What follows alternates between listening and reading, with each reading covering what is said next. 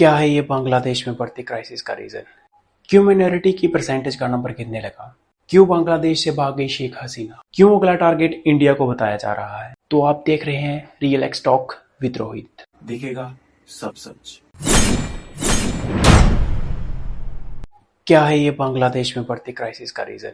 इसका main reason student protest था, जो कि एंटी कोटा प्रोटेस्ट था, और आज ये बदल के एंटी हिंदू राइट प्रोटेस्ट हो चुका है। जो लोग सरकार के नियमों पर आवाज उठा रहे थे, आज वो हिंदुओं को मारने, उनके घरों को जलाने और हिंदू मंदिरों को तोड़ रहे हैं। क्यों माइनॉरिटी की परसेंटेज का नंबर गिरने लगा? आज भी इतना कुछ होने के बावजूद भी कुछ लोग बोल रहे हैं कि माइनॉरिटी सेफ है, बांग्लादेश में हिंदू सेफ हैं। पार्टीशन के टाइम 22% और अब 7.5% हिंदू बचे हैं, और शायद उससे भी कम बचे होंगे। अगर हिंदू सेफ हैं तो ये नंबर कम क्यों हो रहा है? और कंडीशन यहाँ तक पहुँच गई है कि बुद्धिस्ट 0.6 और क्रिश्चियन 0.30% ही बचे हैं, और कुछ रिपोर्ट के अकॉर्डिंगली आने वाले 30 सालों में कोई भी माइनॉरिटी बांग्लादेश में नहीं बचेगी। क्यों बांग्लादेश से भाग गई शेख हसीना? 2009 से लेकर 2024 तक 3 बार इलेक्शन जीतने के बाद बांग्लादेश की प्रधानमंत्री बनी रही, मगर बांग्लादेश की रिसेंट इलेक्शन बहुत ही विवाद भरी रही, जिसके कारण 40% लोगों ने वोट दिया और 300 में से 216 सीट्स अवामी लीग ने जीती।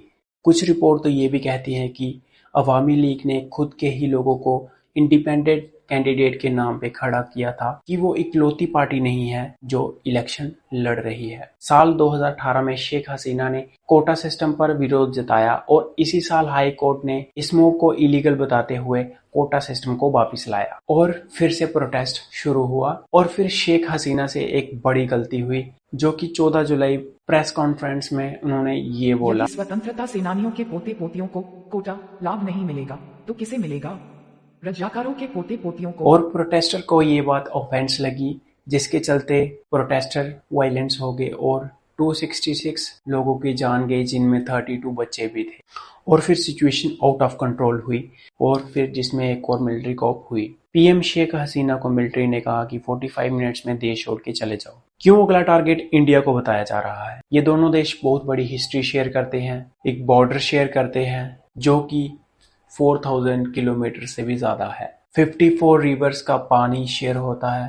हर साल इंडिया $12 बिलियन का गुड्स बांग्लादेश भेजता है, और हमारे साथ बसे देश में ऐसी उथल पुथल होना इंडिया और इंडियंस के लोगों के लिए बिल्कुल सेफ नहीं है, और इस कॉप के चलते बांग्लादेश इंडिया में घुस रहा है। बीएसएफ उनको बार बार पकड़ रही है और वापस भेज रही है, पर कुछ बांग्लादेशी यूट्यूबर ऐसे हैं जो कि बांग्लादेश से इलीगल तरीके से कैसे इंडिया आया जाता है वो उन्हें सिखा रहे हैं, उन्हें ट्यूटोरियल दे रहे हैं। ভিসা লাগবে না, কোনো প্রকার পাসপোর্ট লাগবে না, আমি এখন ভারতে ঢুকে যাব। और इसलिए ये इंडिया के लिए सीरियस इशू बन सकता है।